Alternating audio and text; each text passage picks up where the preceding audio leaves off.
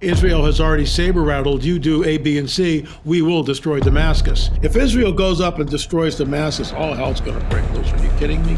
But we're in the days of chaos. We are seeing an unparalleled escalation in the Middle East. Israel has been in active war since the October 7th, 2023 attack, and the chaos has spread to neighboring nations. Hezbollah, Hamas, Iran, Syria, Lebanon, and others are on high alert as the whole region seems to be on the brink of World War III.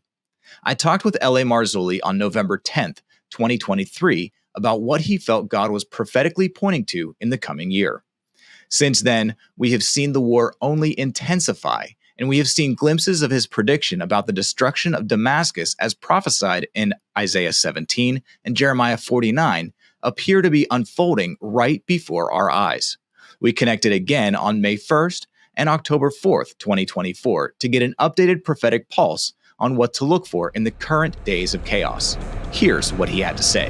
That word, no flesh, no sin, no death, no sting, hail to the King, hail to the King. I've been raptured. I'm in a glorified body. There's no sin, there's no flesh. Death is gone. I will never experience death. It's not there. Now, I don't know what that means. I can tell you what I think it might mean. I'm not like going, thus saith the Lord, we're about to be raptured next Tuesday at 12 o'clock. I'm not saying that. But it would not surprise me at all, given where we are, when you look, the whole thing in the Middle East could just die down, and that's it. On the other hand, everything in the Middle East could escalate like crazy. Like crazy. We're seeing the anti-Semitism being ratcheted up in ways that I haven't seen. I mean, every anti-Semite is coming out of every rock, every crevice. It's unbelievable to see the hatred of God's people. And why? Why is that there? It's there because Messiah came from their line, and they hate Messiah. That's really what we're looking at here. So I think there's a possibility with when you look at the prophetic pulse of what's going on in the Middle East, a possibility of Psalm 83, the destruction of Damascus. You know, if Israel goes up and destroys Damascus, all hell's going to break loose. Are you kidding me? The people aren't just going to sit by. So now that leads to Ezekiel 38. There's not an Arab in the bunch. That's where Russia and Turkey and the Scythians come in. And that's Afghanistan and Kazakhstan and all, Uzbekistan. That's all coming in from the east. I mean, that they can't, the Israelis can't, that's crazy. Turkey's got one of the largest standing armies in the area. They've got an air force. They are well equipped. They've got boots on the ground. This isn't Hezbollah or Hamas. It's a whole different deal. And we know from Ezekiel 38 that God himself shows up. God himself shows up. So this is different. But then you plug in the threat of nukes, which you got going between Ukraine and Russia, and then you plug in on top of that the whole UFO thing, which is the game changer. And I did an interview. A couple of guys, both are. One in particular is a New Ager. The other guy isn't, but they're not Christians. They don't, and they were, after the interview, they said, "L.A., what's your take on what's going on in the Middle East?" And I told them the same thing I'm telling you. So it's interesting how a non-believer, knowing what we believe in the prophecies, when something happens over there, all of a sudden they're on the edge of their seat, and listening very intently. And so at the end of my telling them what I believe was what might happen, educating them on Psalm 83, Isaiah 17, Ezekiel 38, and the progression thereof, one of the guys said, well, this would be a really good time for E.T., the aliens, to show up and stop all this madness. And I said to him, you, sir, just nailed it. You, sir, just told me exactly, you just reverberated, fed back to me what I've been warning against for 30 years. This is the coming great deception. And I realized that, people go, and 30 years ago, I was laughed at, and, that's never going to happen. And now we've got David Grush in Congress, which, by the way, is the 18th or the 17th rung? The 18th rung Yeah, when Grush leans forward to the microphone, when Representative Mace goes, did you retrieve biologics from these crashed UFOs? Yes, we retrieved biologics. And then she does the follow up question: were these biologics human or non human? They were non human. It's like, what do you do with that? And that interview was not picked up by any mainstream media. It wasn't. But Jaime Maussan's interview with the goofy mummies was broadcast everywhere, viral, everywhere. And what that does is obfuscate the water. It muddies everything up. So what's the truth? You're not even sure what you're looking at. So, the scenario could be Psalm 83, Israel expands her borders. Damascus is destroyed because the Iranians jump into the fray. Hezbollah is firing. Remember, if Hezbollah really decides to do this, they've got upwards of over 200,000 missiles. The Iron Dome can't get them all. And you're looking at, 2 or 3,000 missiles an hour pouring into Israel. They can't stop them. So now we're looking at a full-fledged two-front war. You got Gaza and watch Hamas, come back again and start up again once Hezbollah joins the fray. And if Hezbollah joins the fray and the Iranians get in, now we're looking at, oh my gosh, Syria is now involved. Syria already is involved. I mean, the sleeper cells, which are Iran's proxies in both southern Lebanon and Syria, they're already doing stuff. They're already attacking stuff. So it's a question of, is it going to escalate or is it going to stand down? Well, it's not. They're not going away. They're doing it every single day. So at some point, I think it's going to explode. I could be wrong. I don't know. That's why we watch and wait.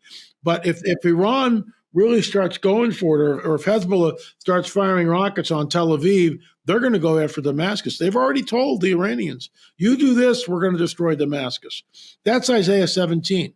Damascus has become a ruinous heap. So then you've got Psalm 83, Isaiah 17, which leads to the Ezekiel 38 war. The question is, does the church go up before Ezekiel 38 war, or during, or after? And we don't know.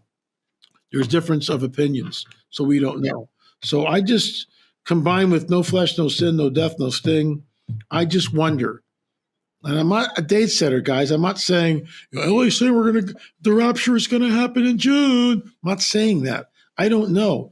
But part of me wonders, and it's my blessed hope, can you imagine to be with the King? Hail to the King, hail to the King, where there's no flesh, there's no sin in our lives anymore. The sin nature is gone.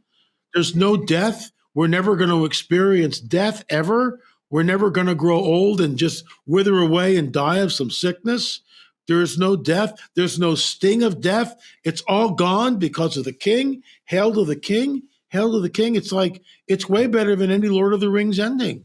It's just like, it's reality. In fact, Tolkien took the whole deal from the book of Revelation. I mean, that's and scripture. That's where he got it from. He just pieced it all together and created a fictional story. But the King is Jesus, and he's coming back soon, and we might be going up soon. Let's talk about what God is showing you in the Middle East and things that have been going on there. Well, I mean, I think, in my opinion, the place to watch is the Middle East. Amos 9:14 and 15 is a scripture that we all should be reading and understand.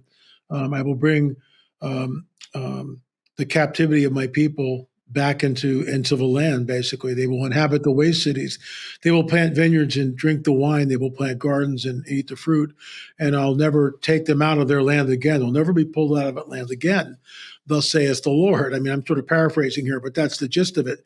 In 1948, that happened. And before that, we saw at the end of the 19th century, into the 20th century, we saw the beginnings of Israel coming back as a nation, Aliyah, however you pronounce it. My Hebrew is horrible. But, they came back and they're there, never to be pushed out of their land again. And that's where we are. Everything hinges around the nation of Israel. If a person is an amillennialist who believes that there is no literal 1,000-year millennial reign of Jesus, and the church has inherited all the promises of Israel, then when we look at events like what we're seeing, they don't make any sense, or people can't make any sense out of them. I am premillennial. I believe in a literal 1,000-year reign of Jesus. By the way, it's in Jerusalem. It's not in Detroit. He rules from Jerusalem. And I think we might be looking at, underline the word might, we might be looking at the beginnings of something which is very, very prophetic. Right now it's not, but it could be. Isaiah 17 talks about the destruction of Damascus. That's prophetic. That's Isaiah 17. Israel has already threatened the Iranians. You cross this line, we will destroy Damascus. So that's happening as we speak. Also, since the last time we talked, there's a picture that I have, and I show to people where I'm speaking, and I'm unpacking days of chaos, as it were. And most people don't want to hear that. They want to hear a happy message. But we're in the days of chaos. I mean, I can elaborate on that, but that's where we are. That picture shows Vladimir Putin from Russia. Then it's got President Raisi from Iran, and then it's got President Erdogan from Turkey. Well, what's wrong with this picture? First of all, those three nations, Russia, Iran, and Turkey, those three nations those are the main leaders of the Ezekiel 38 prophecy. And for the first time in modernity that I'm aware of, those three guys are all on the same stage together. That to me, that's a huge deal. It doesn't mean we're looking at Ezekiel 38, not necessarily. That's why cool heads have to prevail. You can't just into it. But I keep an eye on it. And the thing that I find really telling here is Erdogan is Sunni Muslim, and Raisi is the president of Iran, is Shia Muslim. They've been at loggerheads for 1,300 years, essentially. There's this vitriol between the two sects, and the Sunni, Erdogan, are the predominant. They're the majority in Islam. The Shia, which is what Iranians are the minority. And the fact that there's an ancient Middle Eastern saying, the enemy of my enemy is my friend. Well, what's interesting about this is Israel is the common enemy. Every Friday night, and of course, you don't see any of this on our media. Nothing. It's a complete blackout. But every Friday night in Iran, they get together, death to America, death to Israel. Why? Why are they saying this? There's a saying I coined on the book. It was right on the front cover. Politics, Prophecy, and the Supernatural. That book is out of print. We own the copyrights on it. I have not reprinted it. I could reprint it now, but what I really want to do is do a second edition. And I just haven't had the time. It's like, it's a lot. No, just a tad, right? Five full-length DVDs last year, and I'm still plodding away on the rungs of a ladder of disclosure, getting closer, but they keep adding rungs, so I'll never look. What can I tell you? You sent me one this morning. Thank you. So, where was I? So the fact that the Shia and the Sunni branches of Islam are together on the stage with Vladimir Putin of Russia is very telling. Those are the three leading nations in the Ezekiel 38 prophecy. So I just find that really interesting. Right now, as we speak, and it's a media blackout here, the IDF has already gone into Rafah. They're already there. And it's already happening. They will destroy Hamas, and they have to. So, meanwhile, it's genocide. Oh, it says it's that. The genocide happened on October 7th, when unarmed people and civilians were butchered in the most heinous of ways. That's the genocide. So, people go, well, a lot of people have been killed and Hamas and everything else. Well, when you're at war, that's what happens. You can make a case that, well, we dropped the atom bomb on Hiroshima and Nagasaki, hundreds of thousands of people, innocent people were killed. I'm not rooting for that. I'm gonna make it really clear. I'm not celebrating that. I'm not rooting for that. But when you're at war and you clear a section in Gaza and you leave that section figuring it's okay, and Hamas seeks back in and starts lobbing missiles and mortars across the border to Israel again, what are you supposed to do with that? Do you think for a minute, if you lived in, let's say, Texas or any of the other border states, and Mexico, the cartels were firing missiles into Texas, do you think anybody would tolerate that for a minute? But somehow in Israel, it's genocide, that the fact that they're pushing back and fighting back. And then you got these Looney Tune 20-year-olds over here in my neck of the woods at UCLA, from the river to the sea, Palestine will be free. No idea of history, no idea about the entire Middle East as we know it today. Used to be under the control of the Ottoman Empire, which is Turkey. And all that was dismantled in World War I, at the end of World War I, 1917, with the Balfour Declaration already in place. And the modern nations of Iraq, Jordan, Syria, Lebanon, and Israel were created. Palestine were created. I mean, I'm not making this stuff up. So if you're going to give back, all the land and kick the Jews out of there, then let's give it all back to Turkey. But see, that's never going to happen. That's never going to happen. So unfortunately, the kids don't know their history, and they've been lied to, and that's a 3-hour conversation. It's mostly in academia. It's all liberalism, liberal professors, and this is what you get. LA, we've talked in the past, and I'm going to put a link to this video in the description here. I always like to get what is God saying to you about this coming year? And I did that with a lot of people, and our interview has gotten a lot of attention because of something that you mentioned about Damascus being attacked and destroyed. And we've actually seen some of this actually come about. What's your take on that so far? Well, I'm still waiting. I mean, Isaiah 17 is Damascus has become a ruinous heap in a moment, in a flash. Israel has already saber rattled, you do A, B, and C, we will destroy Damascus. The suburbs around Damascus are already a ruinous heap. I mean, I've got footage of this from Russian drones flying over. It's a wasteland. I mean, it really is. And it hasn't been rebuilt. And Israel has been striking the Damascus airport. So we know that. So, I mean, they're not messing around here, but that has not yet been fulfilled. This is why, we look at these things and we wait, we watch, watch like a hawk. I mean, I check it 2 to 3 times a day, different websites to see what's happening, because you're not getting any news here from our media outlets. I mean, it's basically, it's a blackout, so you got to go, the Times of India, Rapture News, I-24, Jerusalem Post. Then I go to the Turkish newspaper, Sabah, and look at that. And I just go all around from, places outside, like the Times of India. I mean, who goes to the Times of India? But they'll report stories and incidents which we don't hear word one of, like the meat grinder in Ukraine. There's a section in that whole Ukraine-Russian war. It's called the meat grinder. So you send your 21-year-old kid in, and he's basically ground up like hamburger meat. It's a death zone. Over 1 million people have died in that ridiculous war between Russia and Ukraine. And here's something to think about.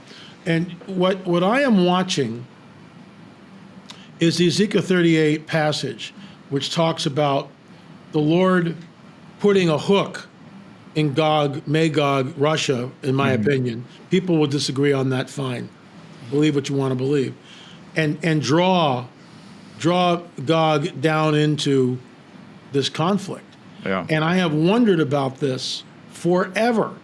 And I think we are in the window of time where Russia really doesn't want to get involved in this. They're up to their eyeballs with the whole conflict in Ukraine. And yet, if what I just said a few minutes ago is true, that Israel struck a Russian outpost in Syria, and Russia and Iran are linked together, make no mistake about it, there's that hook in the jaw.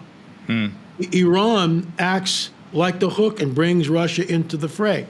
Conjecture at this point, but it's based on the prophecy. I will put a hook in your jaw and draw you down, which means Russia really doesn't want to get involved in this. I had never understood this before. Now I get it.